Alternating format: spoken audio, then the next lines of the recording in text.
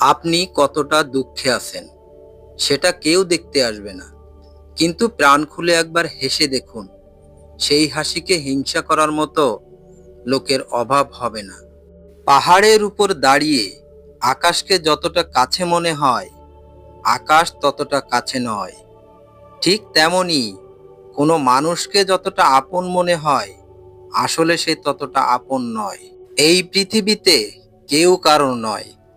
তুমি কারোর সাথে মন খারাপের কথা ভাগ করেছো তো দেখবে সেই মানুষটি একদিন তোমার মন খারাপের কারণ হয়ে দাঁড়িয়েছে। এক সময় মনে করতাম কাউকে ভুলে যাওয়া খুব কঠিন, কিন্তু আজ বাস্তবতার সামনে দাঁড়িয়ে আমি বলছি, ভুলে যাওয়া নয়, মানুষকে চেনা খুব কঠিন। সম্মান হলো আয়নার মতো। তুমি অন্যকে যত বেশি সম্মান দেবে, তার থেকে অধিক সম্মান তুমি তাদের থেকে ফিরে পাবে। তিনটি উপদেশ সব সময় মনে রাখবে। এক, কারো মনের এত গভীরে প্রবেশ করো না, সেখান থেকে সে বের করে দিলে তুমি আশ্রয়হীন হয়ে পড়বে।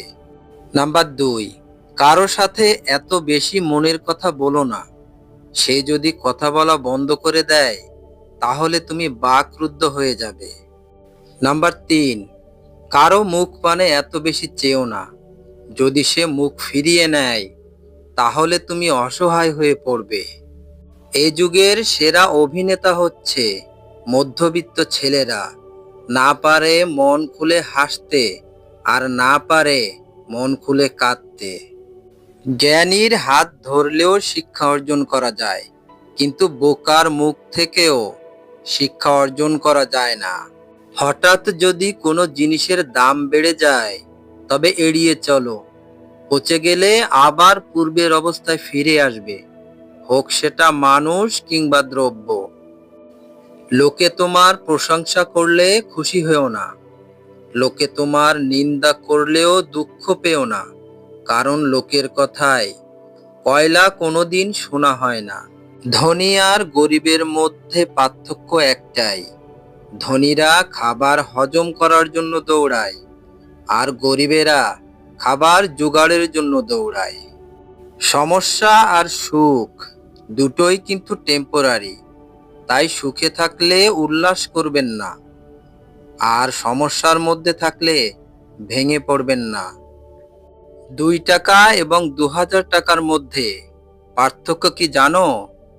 2000 টাকা তোমাকে শেখাবে বিলাসিতা কি, আর 2 টাকা তোমাকে শেখাবে বাস্তবতা কি। কারো প্রিয়জন হতে গিয়ে প্রয়োজন হয়ে যেও না। মনে রেখো, আম খাওয়ার পরে আমের আটি কিন্তু ছুঁড়ে ফেলা হয়। জীবনে এই 5টি জিনিস খুঁজে পাওয়া খুব কঠিন। নাম্বার 1, নিষ্পাপ একটা মন। নাম্বার 2, নিজের মনের মতো একটা মানুষ। নাম্বার 3, নিঃস্বার্থ ভালোবাসা। নাম্বার 4, কষ্টের ভাগিদার।